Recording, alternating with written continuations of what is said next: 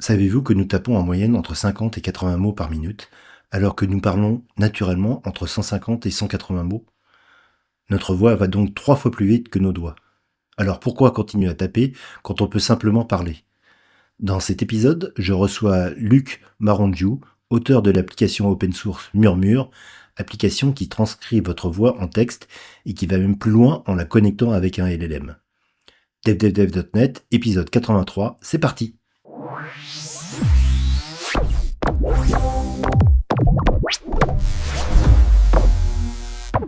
Bien, et ben bonjour, bienvenue pour ce 83e épisode de DevDev.net. Aujourd'hui, on va pas parler de .NET, on va parler plutôt de notre environnement de travail avec les outils qu'on peut utiliser, et notamment un outil qui, avec l'arrivée des LLM, est quelque chose d'un petit peu indispensable, c'est-à-dire de pouvoir dicter son texte de façon rapide à l'intérieur des zones de saisie. Et pour cela, je reçois Luc Marion. J'étais sûr que j'allais bugger. Donc Marion Maranjou, c'est italien. Marangiou, voilà. Bonjour. Bonjour Richard et bonjour Donc, Laurent. Salut Luc. et on a également toujours notre Yoda préféré, donc Laurent Campé, Microsoft MVP depuis 2003, catégorie développeur technologie, team leader et distinguished solution architect chez Tinubu. Alors Luc, toi t'es quoi? Alors, j'ai vu sur LinkedIn, t'es senior front engineer, mais encore. Alors de base, moi je suis un développeur dit full stack, donc je peux travailler sur front-end, back-end, un peu tout. Mais j'ai une forte spécialisation dans le front-end, donc dans le développement des interfaces donc entre l'homme et la machine. Mhm. Et je me suis pas mal intéressé à ça, à tel point que j'ai commencé aussi à apprendre ce qu'on appelle l'UX/UI, donc l'ergonomie utilisateur, comprendre le besoin de l'utilisateur et comment faire des interfaces qui sont un peu sympas. Et voilà, et j'ai une petite expérience aussi. J'ai une petite expérience. Je suis resté plus de 10 ans à Air France en travaillant sur le site www.airfrance.fr, mobile.airfrance.fr, etc. Donc c'est là que vient principalement mon expérience et aussi un petit peu en management, mais c'est un peu moins intéressant. D'accord. J'ai dû râler une ou deux fois. Alors, je travaillais sur la version qui n'existe plus aujourd'hui d'Histolab d'Air France, parce que en fait, Air France et KLM ont fusionné depuis plusieurs années maintenant, et ils ont une IT commune, et du coup, ils ont sorti un tout nouveau site qui a remplacé les deux sites anciens qui étaient Air France et KLM. Maintenant, c'est Air France KLM, et du coup, moi, je suis parti Ok. à ce moment-là. D'accord, qui se débrouille. Non, non, c'est une super expérience à Air France. Ils m'ont proposé de Ouais, rester, mais les technologies ne me plaisaient pas. d'accord. Ok, et donc alors si on te reçoit aujourd'hui, c'est parce que tu as sorti un produit que j'avais vu parce qu'il y a Laurent qui avait fait un post sur LinkedIn dessus, qui s'appelle le Murmure.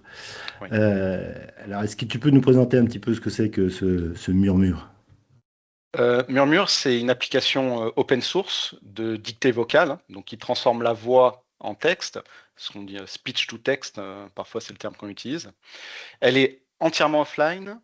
Elle a une attention particulière sur la protection de la donnée, notamment vocale.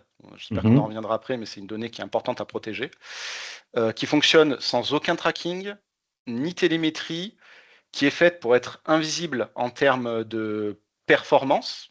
Donc, parce que c'est un outil qu'on va utiliser au quotidien, donc c'est important qu'elle ne fasse pas freeze l'ordinateur et qu'elle demande peu de ressources, et qui fonctionne du coup sur tous les champs, de tous les logiciels et terminaux, que ce soit sur Windows, Mac et Linux, et tout ça entièrement gratuit et sans aucun compromis. Il n'y a pas de pack payant ou quoi que ce soit. d'accord, il y a pas de trucs bizarres qui se passent à l'intérieur du code hein, Non. pour récupérer des données ou ce genre de choses, quoi. C'est la raison pour laquelle le code est open source et c'est un client lourd, hein, il n'y a pas de serveur ou de connexion et tout le monde peut auditer le code. Bien sûr, bon, je comprends que ça peut être un peu contraignant. Tout le monde n'est pas technique en plus de ça. C'est pour ça que j'essaie de mettre des rapports, notamment SonarCube, qui sont des outils Mhm. qui analysent de manière statique le code et qui donnent une certaine note. Et ça, pour le coup, c'est facile à consulter. Et voilà. Aujourd'hui, tu sais, avec les AI aussi, tu peux demander à un agent de poser ce genre de questions sur ton repository pour avoir cette espèce de vérification, quoi. Sans être un expert, quoi, en fait. C'est vrai, je sais pas du tout ce que ça donne sur Murmure, mais je l'ai jamais fait. Mais oui. J'ai pas essayé. J'ai essayé pour une fonctionnalité, mais j'ai pas essayé pour. Je t'ai fait confiance. Ok, alors Murmure, donc en gros c'est donc une application. Je ferai une petite démo en background là, pour montrer ce que ça donne. Donc c'est n'importe quelle zone de texte, on peut l'activer et à ce moment-là, ça traduit en texte ce qu'on a dit en vocal, quoi. C'est ça, bah au final, on peut le résumer, c'est juste un logiciel en background hein, qui tourne en fond, qui va s'activer quand on va appuyer sur des raccourcis qu'on aura décidés et va enregistrer la voix, puis à la fin de l'enregistrement, va écrire et transcrire ce qu'on a dit. Oui, ce qui est bien, c'est justement, il y a cette histoire de pouvoir personnaliser déjà les raccourcis. Alors on verra qu'il y a il y a deux types de raccourcis, si je ne m'abuse, puisque le premier raccourci qui utilise une première technologie, un deuxième raccourci qui utilise une technologie avec un LLM qu'on peut utiliser en local, quoi. Alors j'aime beaucoup cette présentation-là parce que c'est exactement le cas. En fait, il y a une version optionnelle parce que je sais que la plupart des utilisateurs, ils n'ont pas forcément avoir envie d'avoir, hein, c'est compliqué. Ils n'ont pas envie d'avoir une IA qui tourne localement, soit pour des raisons de performance, soit parce qu'ils n'aiment pas l'IA, pour X raison. Donc, c'est optionnel. Donc ça, c'est la deuxième partie, c'est la partie post-processing avec un LLM que moi, j'utilise tous les jours et qui est très puissante, on en reviendra après. Mais la première partie, la partie principale, c'est la transcription elle-même qui est embarquée et qui n'a besoin de rien d'autre que d'installer Murmure pour fonctionner, donc qui est clés en main. Et ça, c'est la transcription pure. D'accord. Alors justement, côté technologique, tu utilises quoi comme technologie pour faire cette traduction? Non, juste avant ça, je dois Ouais. dire que moi, je l'adore, cette application. C'est pour ça que j'avais posté dessus aussi. Je l'ai installé sur le Stream Deck. Ça fait 1 an et demi que j'avais le Stream Deck. Je faisais pas grand-chose dessus. J'ai Murmure dessus. J'ai un autre bouton, c'est pour la version avec le LLM, et un bouton sans le LLM. Ça marche franchement nickel. Ouais. Ouais, moi c'est Voilà. pareil. Ouais. Moi je le fais avec les raccourcis clavier. Je fais pas. J'ai beau avoir un Stream Deck, j'utilise les raccourcis clavier. Mais c'est vrai que ça me donne une idée. Ça, il faudrait peut-être que je le rajoute. Moi, je l'ai mis J'ai- sur j'ai- la souris pour éviter même de taper au clavier. Ah ouais. c'est pas con ça. Ah, Mais c'est pas moi, con, j'ai ouais. trop de raccourcis clavier que j'utilise. C'est difficile d'en retrouver un qui est convenable, quoi, enfin qui est pratique, quoi. Donc pour revenir à ma question, Eh ben tu alors, as. Vas-y. oui, voyons ce qu'il y a sous le capot de Murmure. Alors, Murmure, donc j'utilise un framework, on va appeler ça comme ça, qui s'appelle Tori. Donc Tori, c'est assez nouveau. C'est un concurrent de Electron. Donc Electron, pour ceux qui connaissent pas, c'est une façon de développer des logiciels qui sont embarqués dans un Chromium invisible, donc un navigateur invisible. Mhm. Et en fait, bon, quand on est développeur, on connaît parce qu'on utilise VS Code, c'est du Electron. Ouais. Enfin, il y a énormément d'applications qui sont sous Electron. Je pense même que Teams qu'on utilise là, ça doit être. Enfin, si vous utilisez le desktop, ça doit être du Electron ou pas loin. Mhm. Par contre, Electron a deux inconvénients. Bon, c'était la solution historique. Le premier, c'est qu'il utilise du coup un Chromium et le Chromium, il est embarqué dans Electron. Ça veut dire quoi? Ça veut dire que un binaire plus gros et parfois Chromium, ben, il n'est pas très copain avec l'OS dans lequel on va exécuter le logiciel et du coup ça peut poser des petits soucis. Tori, c'est la même chose, sauf qu'ils n'embarquent pas de navigateur. Ils utilisent le navigateur de l'OS. Donc ça permet en fait d'être beaucoup plus léger et parfois plus performant. Donc ça, c'est un avantage qui est vraiment bien. Et le deuxième aspect qui est très différent, c'est qu'ils utilisent pour le back-end Tori. Donc, Mhm. Rust, pardon. Rust. Ouais. Ouais, comme je vous disais, 6 heures Et de train, ça fait un peu mal. Tu dis le browser, il n'est pas embarqué, ça utilise WebView 2, c'est ça, hein? Sur Windows. Je pense, je sais pas exactement comment ils font en Ouais, interne, ok. mais ils doivent utiliser en effet la WebView du système. Un peu comme on le fait sous Android ou sous iOS avec les différentes technologies comme React Native et compagnie. Mais là, du coup, j'utilise la WebView de l'OS et ça permet des gains de performance très sympas. Et le Rust, du coup, moi, ma vision du Rust, c'est très simple, c'est que c'est les performances du C, mais avec les problèmes de mémoire en moins. Et du coup, ça permet d'avoir un logiciel qui peut avoir de très bonnes performances. Il y a quand même des inconvénients à Tori, c'est que c'est quand même assez encore expérimental, donc on joue avec des petits problèmes d'intégration, ce genre de choses. Et ça produit aussi un binaire qui est relativement petit, quoi. Ouais, comme le Comme Chromium, le C, n'est pas intégré, ça aide beaucoup. D'accord. Donc ça, j'allais dire, c'est pour Tori et Rust, c'est pour l'habillage, mais après la partie translate. Le moteur. Le moteur, ouais. Donc le moteur, j'utilise l'ASR, donc c'est pas un LLM, ASR, Automated Speech Recognition. Donc c'est des modèles IA, mais qui prennent en entrée un point wave ou enfin un audio et qui vont sortir une transcription. Et c'est NVIDIA Parakit. TDT d'ailleurs, c'est dur à dire. TDT.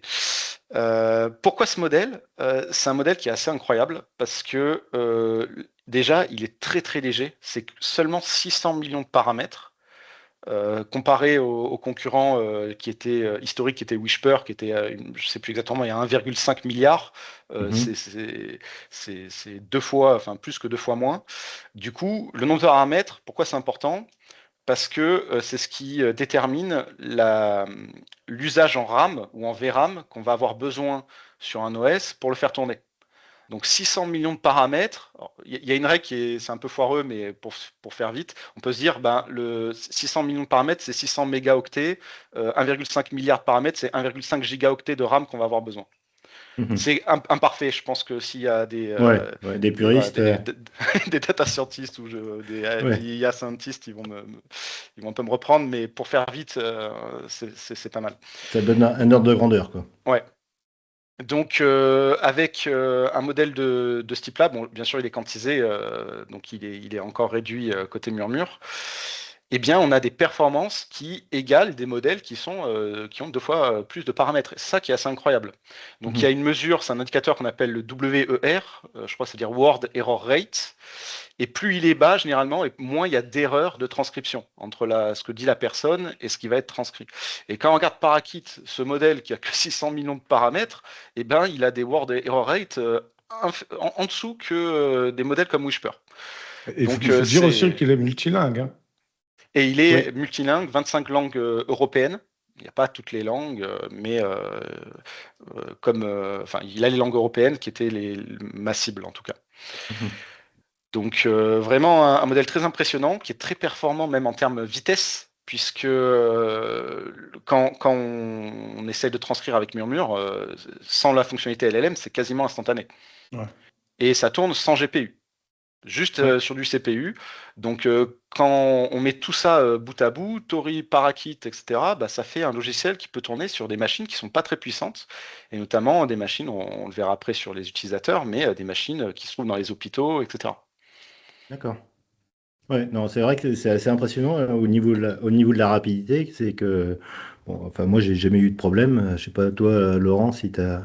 Non, avec le LLM un peu, c'est un peu plus lent effectivement, mais ça corrige aussi pas mal de choses, de temps mort, je sais plus ce que je veux dire, etc. Ça t'arrive jamais, toi?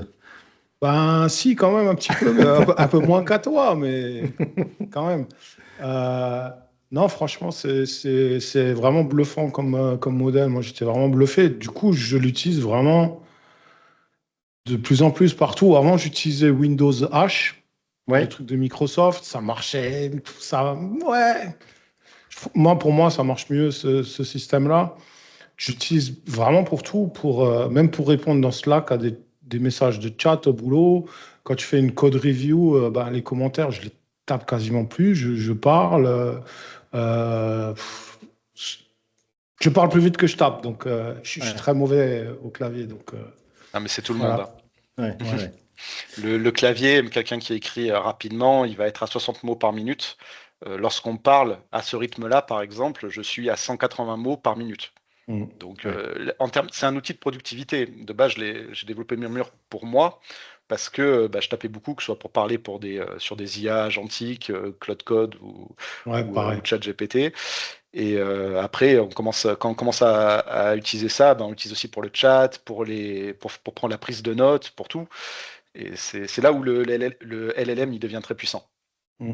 Ouais, c'est vrai que les agents, moi, c'est aussi toute la journée, là, je parlais avec des agents et j'utilise Murmure pour faire ça, quoi, maintenant, quoi. Ouais. Ça va tellement plus vite, quoi. Alors la différence par rapport au narrateur là, de Windows, là, le Windows H, c'est que lui, Windows H, le narrateur, il écrit au fur et à mesure. Alors que dans Murmure, on dit quand on commence et on dit quand on a fini, quoi. Ouais, alors c'est le mode streaming. Parakit, en théorie, peut le gérer. J'ai pas voulu le faire parce que, notamment pour la fonctionnalité LLM, ça me faisait perdre plus de temps qu'autre chose. Et la fonctionnalité LLM, en gros, ce que je fais, c'est que je transcris la voix avec Parakit, j'ai un texte brut que je vais donner à un LLM pour le corriger. Le corriger en fonction de ce que veut l'utilisateur.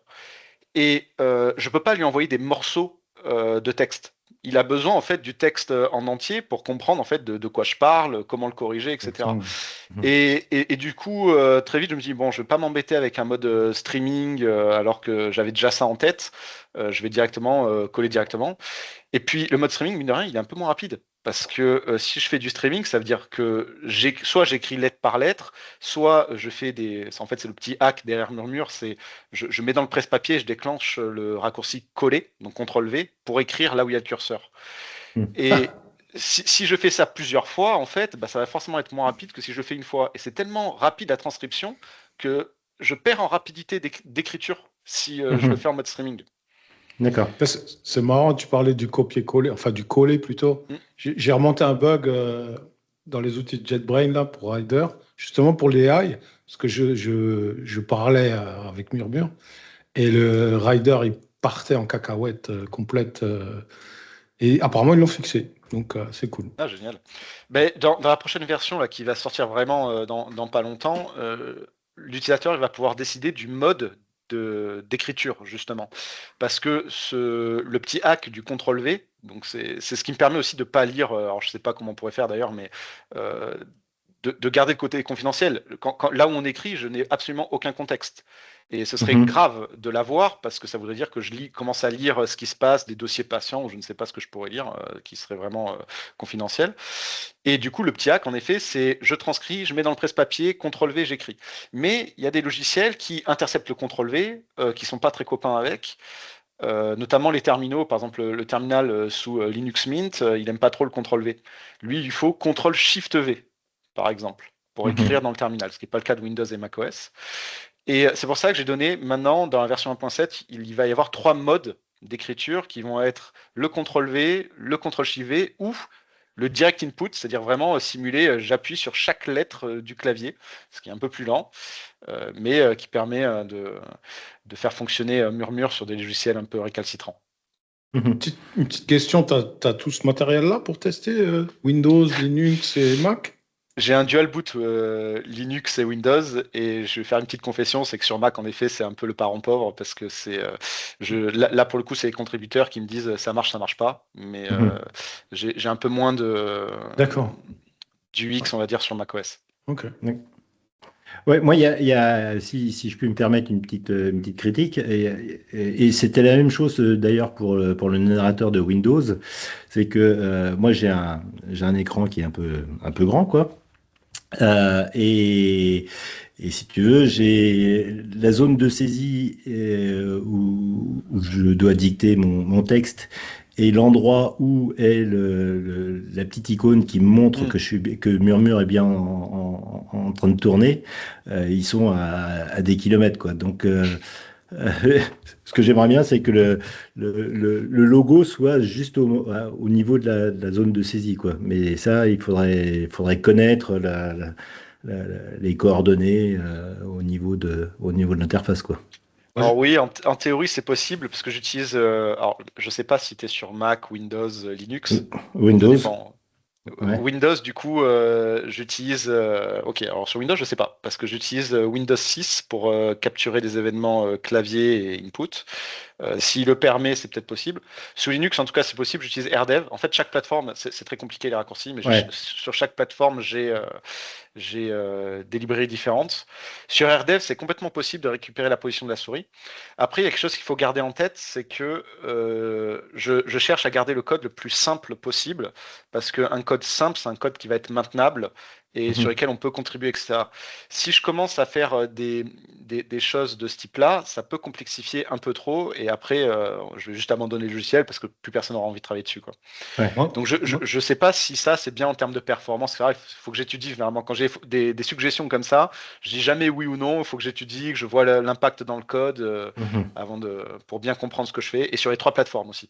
Ouais. Moi, je pense que tu as raison.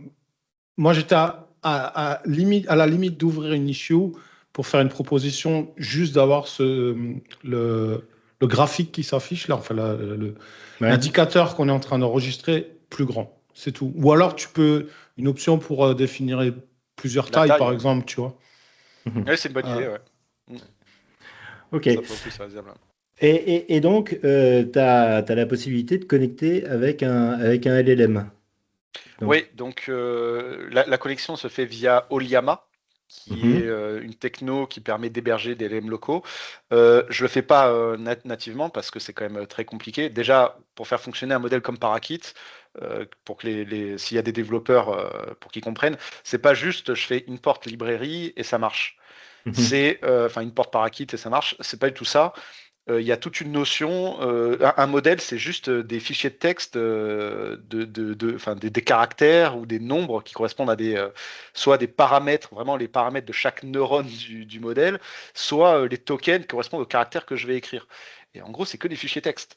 Et ça, il faut le faire tourner, il faut avoir le modèle mathématique, le runtime. En plus du runtime, il faut avoir quelque chose qui permet de dire est-ce que je vais exécuter le modèle de côté GPU, côté CPU, combien de RAM je vais prendre, etc. Donc tout ça, c'est assez compliqué. Donc sur un ASR type Parakit, ça se fait assez bien. Pour gérer des LLM, ça commence à être. Moi, j'ai préféré utiliser une librairie qui sait bien faire ça. Moi, je me suis dit, c'est pas mon boulot. Donc j'utilise Oliama. Donc il faut avoir une dépendance qu'il faut télécharger qui est Oliama. Mais une fois qu'on l'a téléchargé, derrière, il y a tout l'onboarding côté Murmure qui permet de télécharger le modèle, l'utiliser, de configurer le prompt à chaque transcription. Et c'est ultra efficace dans des cas où on a du vocabulaire spécialisé. Par exemple, un médecin, quand il veut remplir un dossier de patient, il va avoir des noms de médicaments, une façon, des noms du domaine spécialisé. Et le LM, ça, il va comprendre bien mieux. Donc, il va pouvoir corriger la transcription, parce qu'un LM, il comprend aussi même la version, on va dire, phonétique d'un mot écrit. Et il va pouvoir faire un rapport nickel. Ça permet aussi de faire du formatting type paragraphe aéré, des listes à puces, ou même de parler français et écrire en anglais. Par exemple, moi j'utilise beaucoup quand j'écris sur GitHub, je parle en français et ça écrit en anglais. Et tout ce post-processing, en fait, on fait ce qu'on veut, parce que le prompt est configurable complètement. Il est permis grâce à Oliama et au LLM qu'on va télécharger. Sachant que j'en recommande 3 qui sont Ministral, des modèles, qui est le modèle donc de Mistral qui est sorti il y a peut-être quelques mois, enfin vraiment il n'y a pas longtemps, et qui est assez puissant pour un modèle local.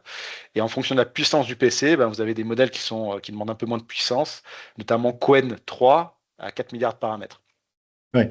C'est-à-dire que ce que tu fais, c'est que une fois que tu as récupéré le texte qui a été traduit par Parakit, tu l'envoies tu l'envoies au LLM, mais avec un prompt système qu'on peut paramétrer à l'intérieur de Murmure, quoi.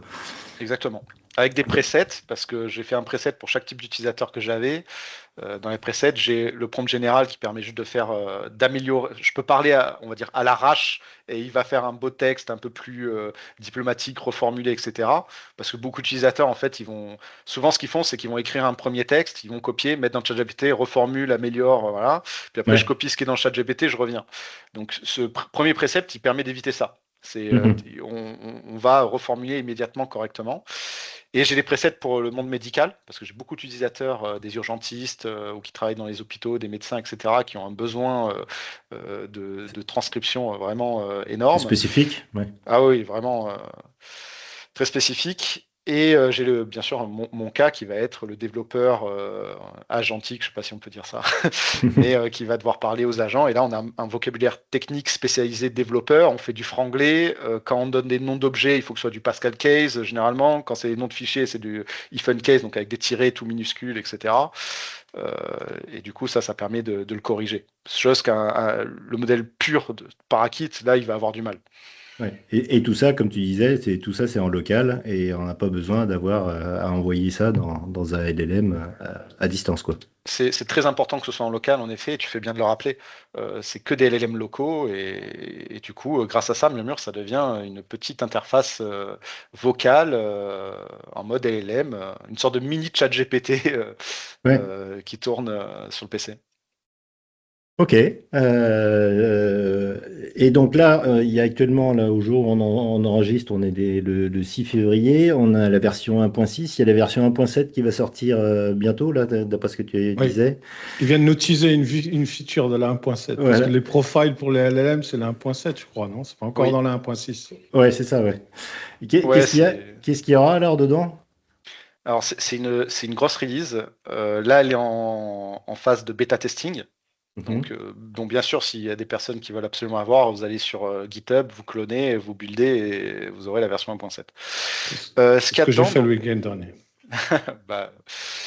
Il y a eu quelques petites corrections qui sont arrivées, je pense. Trop tard. Ouais. Alors, qu'est-ce qu'elle contient? Elle va contenir quand même 2 fonctionnalités qui sont assez phares. Donc, la première, c'est les commandes.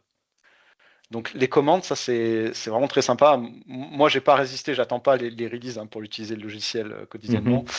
Ça permet en fait de sélectionner du texte, par exemple, et de le transformer avec ce qu'on va dire. Par exemple, j'écris un texte un peu rapidement, je le sélectionne, je vais dire corrige les fautes d'orthographe. Et il va transformer le texte, il va corriger les fautes d'orthographe. Je peux lui dire de traduire dans une autre langue, et je peux, si vraiment je veux aller vite, je peux même lui dire de générer carrément le texte. Je peux ne pas sélectionner du texte, appuyer sur raccourci de commande et dire généralement un template de mail qui s'adresse à Richard pour le podcast devdevdev.net, et il va me faire une structure que je vais pouvoir remplir. Donc, juste une question, parce que là tu m'as perdu sur un point, c'est tu dis tu sélectionnes du texte, mais ce texte il est n'importe où? N'importe quel outil? Il peut être n'importe où. Après, il faut que ce soit du texte qu'on puisse modifier, parce que sinon la transcription elle va se perdre. Parce que ce qui se passe concrètement, c'est quand on va sélectionner le texte, là aussi je vais utiliser un petit hack qui est le copier. Je vais copier le texte pour le mettre dans le presse-papier, qui est en fait une sorte de zone mémoire partagée. Je vais lire ce qui se passe, appliquer le prompt qui correspond à la voix, enfin ce que la personne a dit pour transformer le texte, et la réécrire avec un collé. Donc, si on le fait sur un site web, par exemple, qu'on sélectionne tout et qu'on utilise la mode commande, on va pas modifier le site web. Alors, il y aura une transcription qui sera écrite dans l'historique de Murmure, mais voilà. Bon, peut-être ça peut être utile, mais c'est pas un cas que je vise encore. D'accord. Voilà, j'espère que c'est plus clair. Après, il y a des fonctionnalités sur des améliorations, notamment sur le dictionnaire, parce que maintenant on va pouvoir importer, exporter les mots de vocabulaire, parce que dans Murmure, il y a un dictionnaire qui permet d'enrichir le vocabulaire de Parakit pour des mots qu'on va utiliser très souvent. Moi, par exemple, si on dit Tori, comme on disait tout à l'heure, c'est la technologie de Murmure. Tori, ça s'écrit T-A-U-R-I. Mais si je dis moi j'adore Tori à Parakit, lui va comprendre T-O-R-I. Il n'a absolument aucune idée que Tori, ça s'écrit T-A-U-R-I. Alors Tori, T-O-R-I, ça doit exister en plus s'il est écrit. Mais le fait de mettre Tori, T-A-U-R-I, qui sonne de manière phonétique, qui est très similaire à Tori, T-O-R-I, ça permet à Parakit de corriger ce terme-là. Donc après, quand on écrit « Moi j'adore Tori », il va écrire Tori, T-A-U-R-I. Donc, les noms c'est pratique pour les noms de sociétés. Quand on bosse dans une société, moi c'est ce que j'ai fait là, pour les différentes sociétés avec qui je travaille. Je les ai rajoutés, et puis voilà, comme ça, je suis tranquille. Moi j'ai mis le nom de notre produit, donc ça marche bien. Ouais.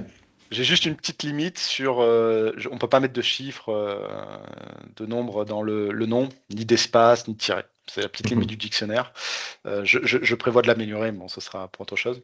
La deuxième fonctionnalité phare, c'est que la fonctionnalité LM Connect, elle a tellement bien fonctionné que très vite, on m'a demandé de ne pas avoir qu'un seul prompt.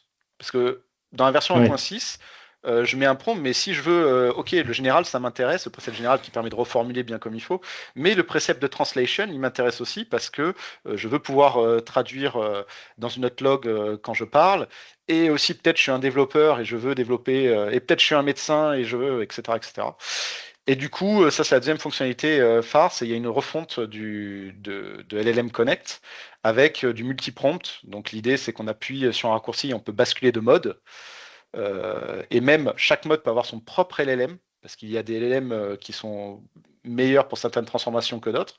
Donc on peut très bien imaginer un LLM médical, par exemple, qui va appliquer une correction médicale sur donc un des modes, et puis sur un autre mode, on veut quelque chose qui respecte vraiment l'instruction donnée par l'utilisateur de manière 100%, et on va utiliser un modèle type Qwen ou quoi, ou un autre Ministral, et voilà.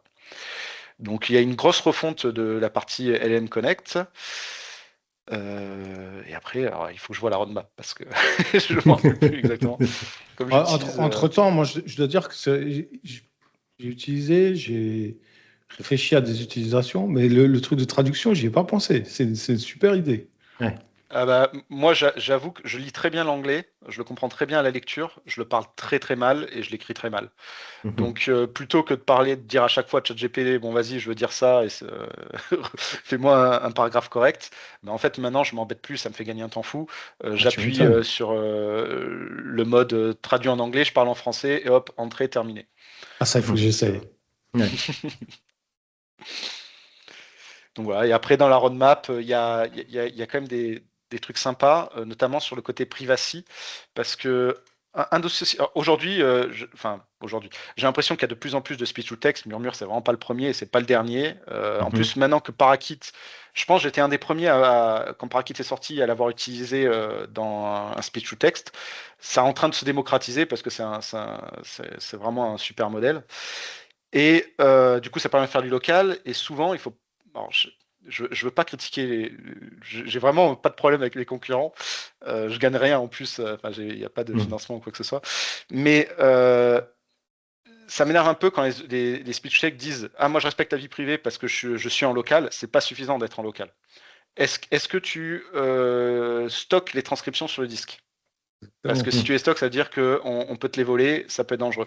Est-ce que tu fais gaffe dans les logs? Et est-ce que tu supprimes l'audio? Parce qu'en réalité, tous les speech to text, ils enregistrent la voix, donc ils font un point wave, et c'est ce point wave qu'on va donner à Parakit. Est-ce que tu gardes cet audio? Comment tu le fais si l'application est crash, etc. Et sur Murmure, on stocke pas au-delà de 5 transcriptions sur le disque. Et si on veut, on peut même rien stocker sur le disque et mettre tout en RAM. Les logs, elles sont pas stockées. Alors ça m'embête un peu parce que du coup, il y a pas mal d'utilisateurs, quand ils avaient des problèmes, ils pouvaient pas me montrer les logs. Donc c'était pas bien. Donc une des fonctionnalités qui a été ajoutée, ça a été sur ça, ça a été de faire des logs, mais qui ne mettent pas les transcriptions dans un log, qui soient écrites.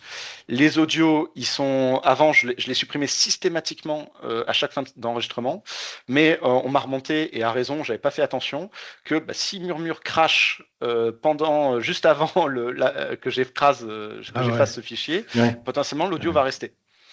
Donc maintenant je le mets dans des dossiers temporaires de chaque OS, qui permet, même en cas de crash, si le PC redémarre, il sera effacé et il ne sera pas sauvegardé. Bon, de toute façon, il n'y avait qu'un seul enregistrement qui était stocké, donc dans le pire des cas, il aurait pu récupérer qu'un seul enregistrement, mais quand même. Donc il y a une amélioration aussi du côté protection de la donnée, et plein d'autres améliorations diverses. Il y a eu des bugs aussi fixés sur macOS. Je sais que sur LM Connect, il y avait un bug spécifique sur macOS où quand on essaie de le configurer, il y a fait des petites erreurs graphiques. Bon, tout ça c'est corrigé. Ouais, d'accord. Ouais. Et comment tu récupères tes besoins utilisateurs? Parce qu'il n'y a pas trop d'issues sur le GitHub. Donc, tu as des contacts directs des utilisateurs, j'imagine.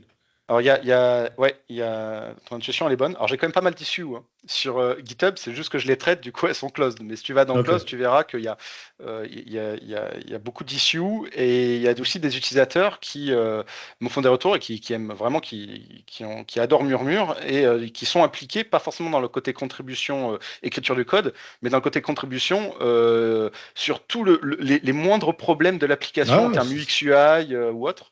Et du coup, ça, c'est des retours qui sont très riches parce que comme je ne traque rien, je suis aveugle sur comment l'utilisateur utilise Murmure. Et le deuxième canal, ça c'est clair, c'est LinkedIn.